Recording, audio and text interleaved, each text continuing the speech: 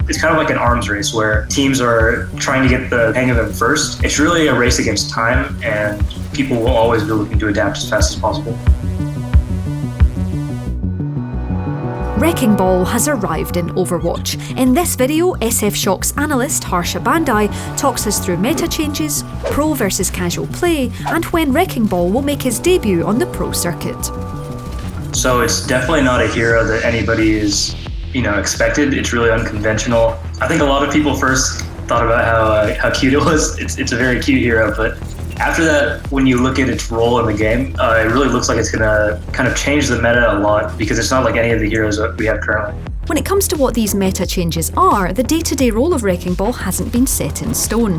Thanks to Hammond's tank status, people have an idea, but there's all to play for when it comes to his place in pro compositions. So right now, people aren't really sure what role it will take because it's classified as a tank, but I think it functions more as an off tank. But also, a lot of compositions don't really want to give up the D.Va or the Zarya, depending on whatever situation you're in. So it might end up taking a second DPS spot.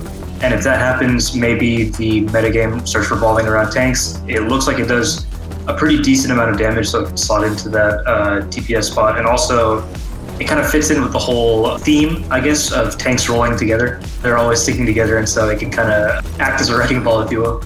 Yep, insert your own Miley Cyrus joke here. But is there going to be a clear difference between casual and pro play? I definitely think there is. When you look at Wrecking Ball, he's kind of a hero that sort of looks like he has a high skill ceiling and a low skill floor. So if you can get the movement down, if you can work together with your team, I think it opens up a lot of strategies, especially when you look at how the grappling hook works, where you can get to places that you wouldn't think that any other hero could get to. When you look at the hero with his full kit, I think it definitely will look very different in pro play and in casual play. I think that probably in casual play, he'll still be very useful, but he'll be doing different things. I think he'll probably just be rolling into the enemy team. Whereas when you look at pro play, it might be more sneaky strategies. It's working out those sneaky strategies that will be the biggest challenge for pro players. Harsha says it's just part of the constantly evolving process, but Wrecking Ball will require some specific tests. It's just part of being a pro player that you have to always continue to adapt. But when you see a new hero, you definitely want to always look at it in a bunch of different scenarios, right? So you're going to want to be testing Wrecking Ball as a main tank, an off tank, a DPS, maybe even some comps that we've seen in the Overwatch League playoffs where you're running single support. So maybe Wrecking Ball can slot in there. It's really just a rigorous testing process. And also it's kind of like an arms race where teams are trying to get the hang of them first when the Wrecking Ball meta approaches pro play.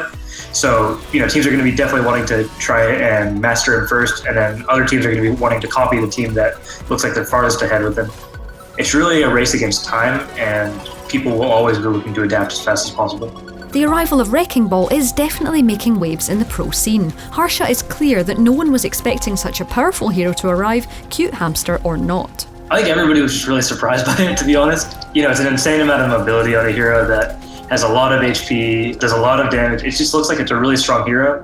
And the other thing is also that I believe it can hide its head hitbox, right? So you can't headshot it when it's like rolling around, I believe. I think everybody was kind of just taken aback. Nobody really knew what it would look like in the actual metagame. I will say that, as I said earlier, like everybody's first reaction was, wow, this hero is really cute. Yeah. But other than that, I think that a lot of people are probably expecting to fit in kind of the tank compositions where you're running more than two tanks. It probably won't take the traditional role of off tank or main tank. It'll just be another one of those tanks that you're adding to the composition. We won't be seeing Wrecking Ball on the pro circuit just yet, but that's going to change. The only question is how long we have to wait. Harsha and the team think it's set for the World Cup. So it just definitely depends on what Overwatch does with the pro circuit, right? And so what that means is like, generally they'll have Overwatch League stages on just one patch. They'll have contenders the entire regular season on one patch. But as they move later in the tournament or as they advance to like another season of contenders, let's say, they go with the most recent patch, right? And so if pro players are kind of already playing on an older patch, they're not going to be bothered with it. They're just going to be kind of worried about, the now, trying to figure out what's best in the current meta that they're playing competitively. But as soon as that ends, they drop everything and just rush to the most recent meta. And so I think that as soon as this season of contenders ends, everybody's going to be experimenting with Wrecking Ball, and it's definitely something that's going to be looked out for in the World Cup, because I think that it's definitely going to be included in that. So I'm just certain that all the World Cup teams right now are practicing with it and trying to see, all the spots that they can get to with those hooks, just how he best fits into comms.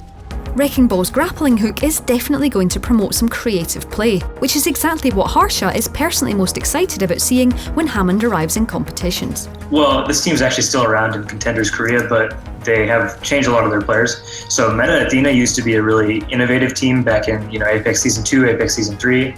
And when they were at their peak, they had a lot of innovative strategies, right? So they'd use May boosts to get into places. They had some really famous ones, but basically just really innovative strategies, right? And with Wrecking Ball, I think that if you're able to use those hooks and coordinate like a team push at the same time, I think that you could see some really exciting strategies. Definitely, I want to see some creative plays, I guess, is the best way to put it.